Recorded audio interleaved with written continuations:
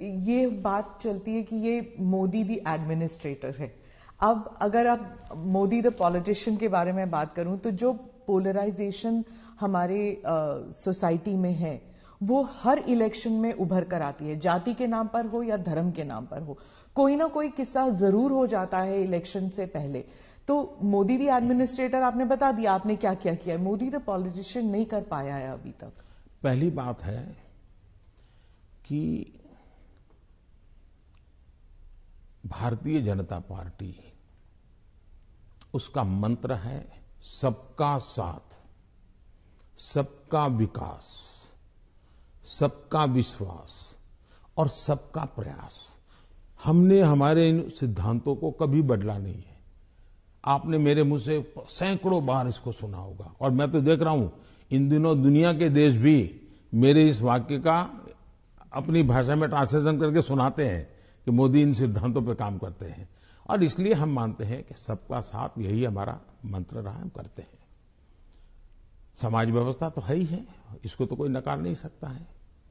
लेकिन हैरानी तब होती है जब मैं देख रहा हूं मीडिया में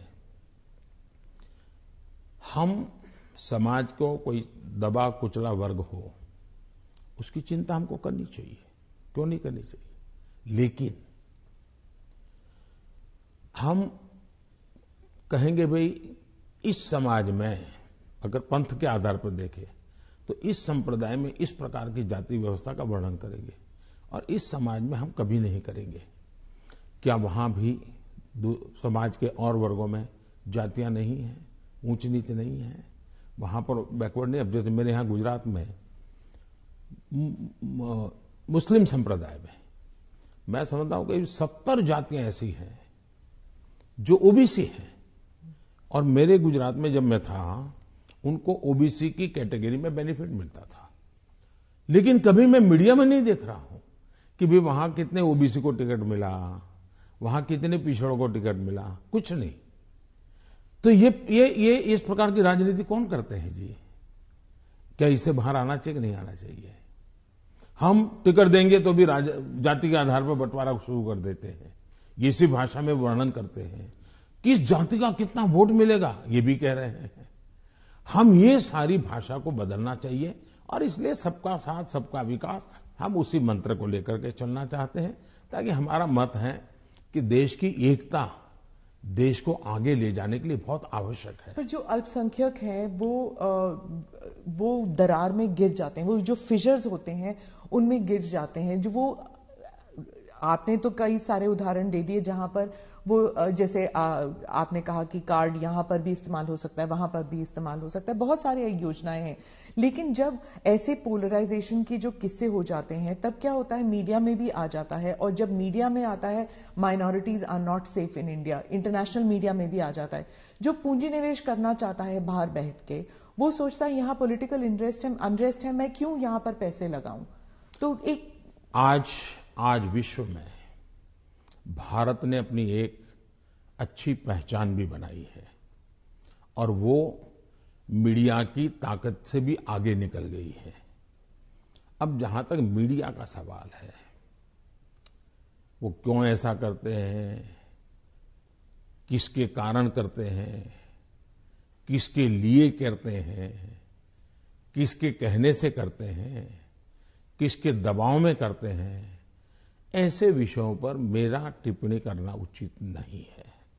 लेकिन मेरा इतनी समझ जरूर है कि मीडिया वर्ल्ड में भी एक बहुत बड़ा कंपटीशन है। उनको भी टिकने के लिए, अपने व्यापारिक हितों के लिए भी बहुत जिद्दोजहद करनी पड़ रही है। वो भी एक एलिमेंट है मीडिया की, कुछ मजबूरियां भी हैं उनकी। इस सबके बावजूद भी हमारी बात दुनिया में पहुंची है, इन्हीं लोगों के माध्यम से पहुंची है, क्योंकि अच्छे लोग भी हैं, नहीं है ऐसा नहीं है। जहां तक विदेश का मीडिया का कुछ सवाल है, दुनिया में मैंने देखा है कि कोई ही देश होगा, रेयर एक्सेप्शन, मैं भारत की बात नहीं कर रहा हूं, मैं बाहर की बात कर रहा हूं, कि जहां का मीडिया अपने देश के हितों के खिलाफ कुछ करता हो। कभी नहीं करते। तो कभी कभी ये मीडिया हाउस भी उनके देश के हितों के लिए भी देशों के बीच की जो स्पर्धा होती है तो एक लाइन ड्रॉ करते हैं, तो उनकी एक अपनी दुनिया है, चलने दीजिए। लेकिन आप देखिए क्या कारण है कि आज सबसे ज्यादा एफडीआई है भारत में, क्या कारण है सबसे ज्यादा एफआईआई है, क्या कारण है इतना निवेश आ रहा है, क्या कारण है कि जब आयुष्मान कोरोना आया दुनिया के 150 के करीब देश भारत की दवाई के लिए मुझे लगातार हिंदुस्तान दुनिया के मैक्सिमम लोगों ने मुझ पर टेलीफोन करके दवाइयां मांगी होगी।